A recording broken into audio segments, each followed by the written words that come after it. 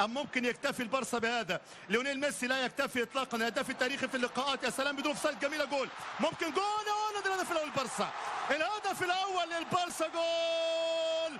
الله على عظمة التمرير يا ميسي، كم أنت رائع وراقي يا ميسي. على سجادة يا جماعة، بيحط الباص إيه ولا في الأحلام. ليونيل ميسي، جميلة، محطوطة الكرة، والبارسا بعد ما ضغط نادي اشبيليا في نص ملعب يسجل الفريق الكتالوني الجميل هدف أول عن طريق التركي لاردا توران، عن طريق التركي توران يسجل. بص التمريره بتاع ميسي، بص اتحركوا ازاي بدون كره، بص الباصه، الوان تاتش، التوقيت، التايمنج، الستارت من الثبات، الروعه الجميله بالنسبه للبارسا عن طريق الفنان ليونيل ميسي. والله كم انت رائع يا ميسي.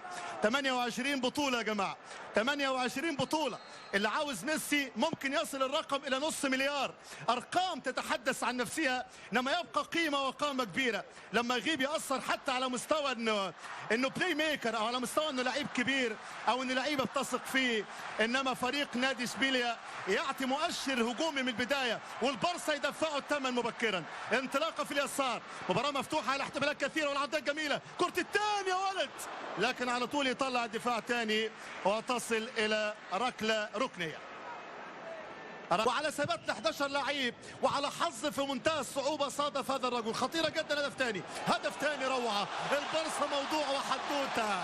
الله عليك يا توران، ليله الارض توران، ليله التركي. جول ثاني. السلام عليكم. عليكم السلام يا حبيبي. يا سلام يا سلام يا سلام على ارضه. حارس المرمى متقدم، ويتقدم برشلونه بهدف جميل عن طريق الارض توران في يوم 5-1. وقبل سنتين من هذا المساء ميسي هاتريك، والنهارده الارض توران يسجل هدف ثاني. روعه روعه بالنسبه للبارسا. بصوا شوف الاخطاء، بصوا شوف عدم اللياقه الذهنيه، وبصوا شوف الارض توران حاطط كره بليسنج ولا في الاحلام، قصدها وموديها في عش الدبابير، موديها في عش الدبابير، وفي المكان اللي بيسكن فيه الشيطان. حارس المرمى ما يقدرش يعمل حاجه. ردة فعل عاديه جدا جدا بالنسبه للارض توران. في حديث على فكره في الشارع الكتالوني ان ممكن الكاسير يكون بديل الثالث.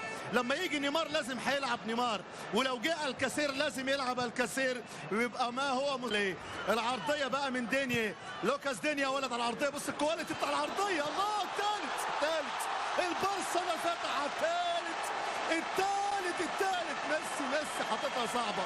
لعيب كوره مش ممكن. برشلونه جول، روعه من البارسا. متع يا برشلونه ملوش حل يا جماعه، ملوش حل. بالدماغ، بالراس، بالكتف، باي حته يسجل. يا سلام عليك يا ميسي. انما شوف العرضيه، بصوا شوف الكواليتي بتاع الكروس باس، بصوا شوف العرضيه، مش جاي يجامل. يا سلام على العرضيه، وجه قدم ولا في الاحلام. ليونيل ميسي لعيب القصير، اصغر لعيبه العالم، يعمل تيك اوف وكانه طياره برازيليه 3 سبعات. ممتازه. اذا يسجل البارسا ثالث اهدافه عن طريق ليونيل ميسي، اللي كان سجل في 2014 هاتريك. روعه في مباراه 5-1. هنا ليونيل ميسي هو المان اوف ذا ماتش، برغم ان الارض توران سجل هدفين. هيلحق نفسه على طول. وهنا في تبديل هيتم الان بالنسبه لصالح نادي